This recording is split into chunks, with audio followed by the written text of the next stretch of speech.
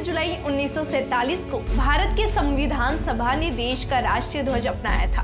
वैसे तो सभा में इसकी प्रक्रिया काफी पहले शुरू हो गई थी, लेकिन झंडे की कहानी 1921 से शुरू हुई, जब गांधी की सहयोग से स्वतंत्रता सेनानी पिंगली वेंकैया ने डिजाइन किया था। बाद में इसे झंडे को कुछ बदलावों के साथ अपनाया गया। भारत के स्वतंत्रता आंदोलन के इतिहास में राष्ट्रीय ध्वज की भी अपनी कहानी है और अपने दिन है। 22 जुलाई का दिन ऐसा ही एक ऐतिहासिक दिन है जब देश का संविधान तैयार रही संविधान सभा ने देश के लिए राष्ट्रीय ध्वज को अपनाया था। देश को आजादी मिलने से पहले 22 जुलाई 1947 को ही संविधान सभा ने इसी दिन देश के आधिकारिक ध्वज को अपनाने का फैसला किया था। लेकिन यह फैसला आसान काम नहीं था, इसे कई बदलाव करने पड़े थे। उस समय भारत का अपना कोई आधिकारिक झंडा भी नहीं था।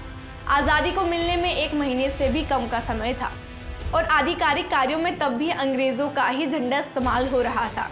ऐसे में ये जरूरी हो गया था कि देश अपने आधिकारिक ध्वज का निर्धारण जल्दी करे और आज़ादी के लिए निर्धारित हो चुकी 15 अगस्त 1947 की तारीख से 23 दिन पहले ही ध्वज का चयन कर लिया गया। बहुत सारे लोग ये मानते हैं आज़ादी की लड़ाई में कांग्रेस और अन्य स्वतंत्रता सेनानियों ने एक झंडे का उपयोग किया था, इसलिए देश के राष्ट्र ध्वज के चयन और उसे अंगीकार करने में कोई समस्या नहीं आई होगी। बल्कि हकीकत तो यह है कि यह एक बड़ा मुद्दा बन गया था और इसके निर्धारण में समय भी लगा था। यानी यह एक दिन में नहीं हुआ था, बल्कि देश का झंडा बनने में कई साल तक लगे थे। भारत के राष्ट्र ध्वज को स्वतंत्रता सेनानी पिंगली वेंकैया ने डिजाइन किया था।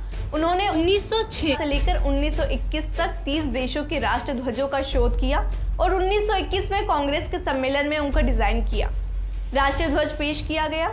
इसमें लाल रंग हिंदू और हरा रंग मुस्लिम समुदाय का प्रतिनिधित्व करता था। वहीं इसमें सफेद रंग और चरखा गांधी जी के सुझाव पर ही शामिल किया गया था। कांग्रेस ने अगस्त 1931 को अपने वार्षिक सम्मेलन में तिरंगे को राष्ट्र ध्वज के रूप में अपनाने का प्रस्ताव पारित किया। 22 जुलाई 1947 को संविधान सभा ने जो तिरंगा देश के राष्ट्र ध्वज के रूप में अपनाया गया, वह 1931 का तिरंगा नहीं था। देश के नए झंडे में लाल रंग की जगह केसरिया रंग हो गया। ऊपर केसरिया रंग तो सबसे नीचे हरा रंग, तो वही बीच में सफेद रंग रखा गया।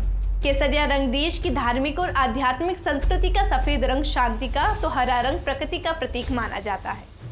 चलिए चक्र का महत्व समझते हैं। इसके अलावा तिरंगे में चरखे की जगह अशोक चक्र ने ले ली है।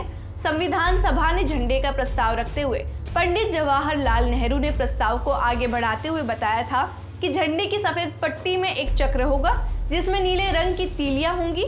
चक्र सम्राट अशोक की विजय का प्रतीक माना जाता है। यह नीले रंग का चक्र धर्म चक्र भी कहा जाता है। इसे भारत की विशाल सीमाओं का प्रतीक माना गया। अशोक साम्राज्य अफगानिस्तान से लेकर बांग्लादेश तक फैला हुआ था।